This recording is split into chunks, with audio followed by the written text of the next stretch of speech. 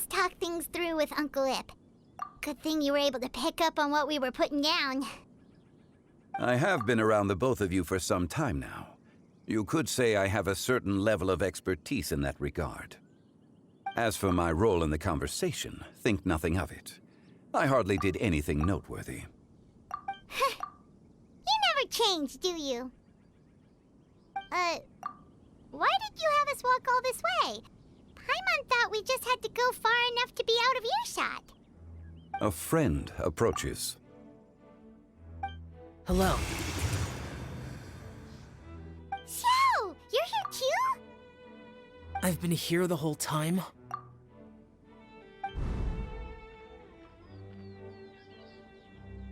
A ghostly kite. Could that elusive Director Hu be coming to Wangshu Inn once again? What is she doing here? I suppose it matters not. Given her relationship with Rex, well, Zhongli, I might as well go pay my respects.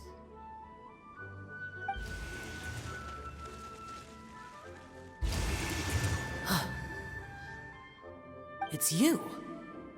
I thought you were Director Hu. Ah, your arrival is most fortuitous. Do you want to try out this new gadget? The addition of the power source makes the takeoff more stable. It's just that... He seems quite immersed in the study of this device. I fear it's almost too stable. It completely negates the pleasure of seeing one's kite sway with the wind. It's a bit of a shame.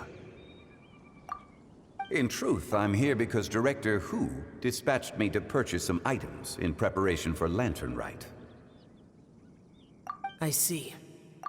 Much like she does every year. Much like she'll do next year, I would imagine.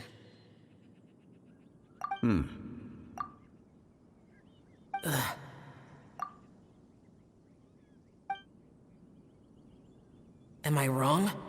Or has she once again sent you out to buy, what is it, sesame oil or something? While we're on the subject, I do wonder why she is so obsessed with using sesame oil in the preparation of mixed vegetable dishes for Lantern Rite. A recommendation from Xiangling, perhaps. What do you think, Xiao? I've only met Director Hu a few times. I'm hardly the best person to ask. Ah, and is that not a sign that you should visit Wangsheng Funeral Parlor more often? It wouldn't hurt to grace the parlor with your presence now and again, when you are otherwise unoccupied. This one here is a traditional kite, one without any equipped mechanical device. Director Hu tasked me with studying the differences between the two to determine which one is of greater merit. Many hands make light work. Perhaps you could test out the other kite for me? All right. I have made my comparisons. If speed is what you're after, the mechanical kite is the better choice. Wonderful. I shall pass that information along to Director Hu. I'll leave these two kites with you. Perhaps you can find a few friends with which to partake in the activity.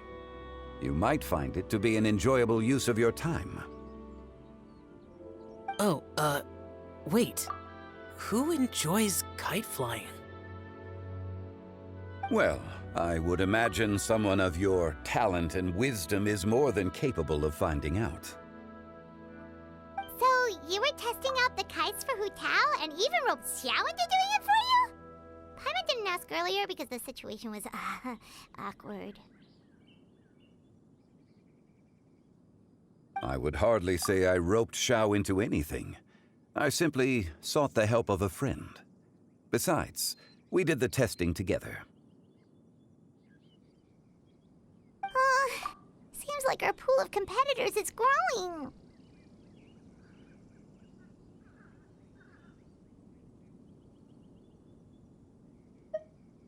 Do you like kite flying, Xiao? I suppose I neither like nor dislike it. Although, watching a kite gradually ascend into the sky does bring me a certain peace of mind. Perhaps they're a bit like shell lanterns in that way. Kite flying is also a pleasant form of relaxation. Have you ever thought about making a kite, Xiao? Cloud Retainer taught us how. We can teach you if you want. There's no need. Menogias was the only Yaksha among us who had an interest in matters of ornamentation and design. When Lantern Rite is over, come find me near Pervasi's temple if you have the time.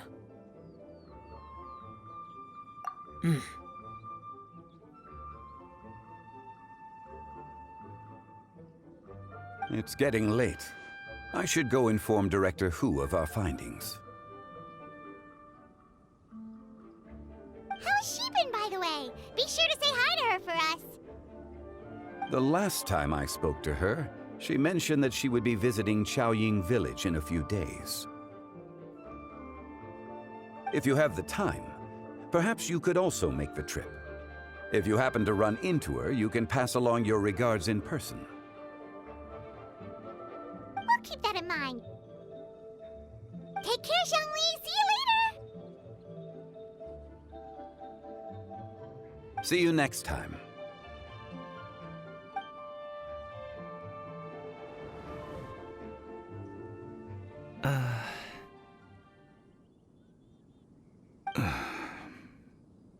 Coming. You can go first. I don't have anything to say. Then I'll go. I still don't want to leave Liyue Harbor. Oh. I can't say I support that decision, but... Hey, let me finish before you get all worked up. Sit, Shenhe, sit. You must be tired from your journey. Shall I pour you a cup of tea, or would you prefer something else to drink? No need. I'm not tired.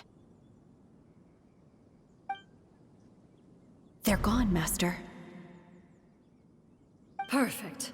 The time is nigh for us to make an appearance. Do you remember the plan one recounted to you? Yes, Master. We aim to give them a demonstration of familial love. So I'll have whatever you are having. All right. What are Auntie Xianyun and Shenhe doing here? Just how many people are involved in this scheme? I suppose all I can do is just take a seat and see what happens. Perfect. I just so happen to have bought some Sunglow tea recently. It's quite the delectable variety. Or it would be if one has not been forced to drink it every day in the hopes of whittling down one's considerable stash. One has more than had one's fill already. Oh, forget it. Such thoughts detract from the present need to keep up the conversation. Has work been busy during the holiday season? Do you need my help with anything? Drunk guests can sometimes cause trouble, but I deal with them as you taught me, by pinning their heads against the table. Are Auntie Xianyun and Shenhe serious right now?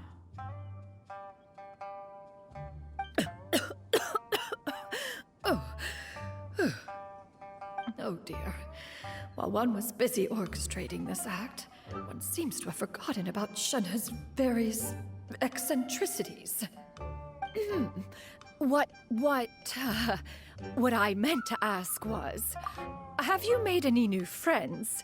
We live so far from each other. It would be a great comfort to me to know you were surrounded by good companions.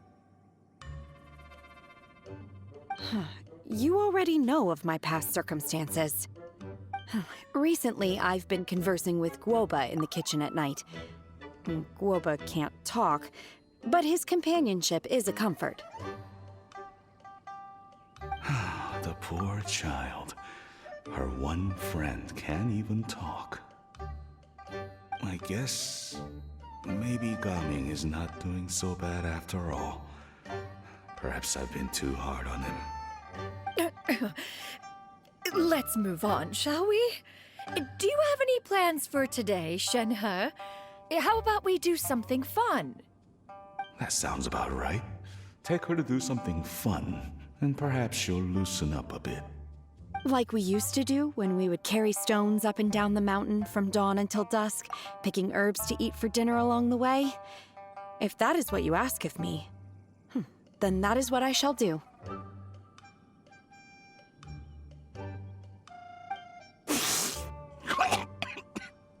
Dad, here, have some tea. Or no, wait, let's not have any just yet. Yeah. I simply can't listen to that any longer. Coming. I'd like to finish what I was trying to say before. I don't support your decision to stay in Liyue Harbor, because living there is too hard on you. If you come home, there will be people to help you. I'm not saying we have to live under the same roof. I know our personalities are too similar to avoid butting heads. But you'll have your entire family around you. Your aunts, uncles, they'll all do whatever they can to help. You could get a less taxing job, and we could grab dim sum together from time to time. Huh. I didn't know dim sum was such an important affair, Master. Shh. Just think about it, okay? You don't have to decide now. Dad really has changed a lot. He would never have said these things to me before. But thank you, Dad.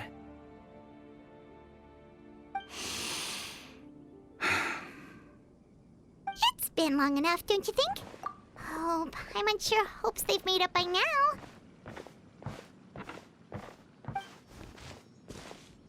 Oh, they're drinking tea in silence. That's not a good sign. Did Xianyun's plan not work after all? Hey, you two! Paimon's sorry we were gone for so long. We got to chatting with some friends and didn't realize how much time had passed. Perfect timing, actually. We seem to be just about done here. Yep, let's go. I'll get the bags.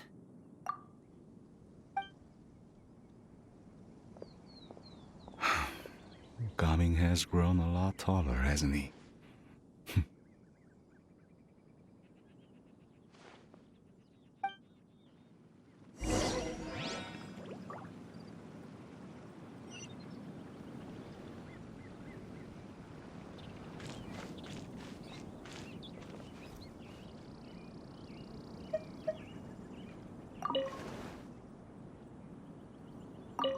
Master, did I say something wrong earlier?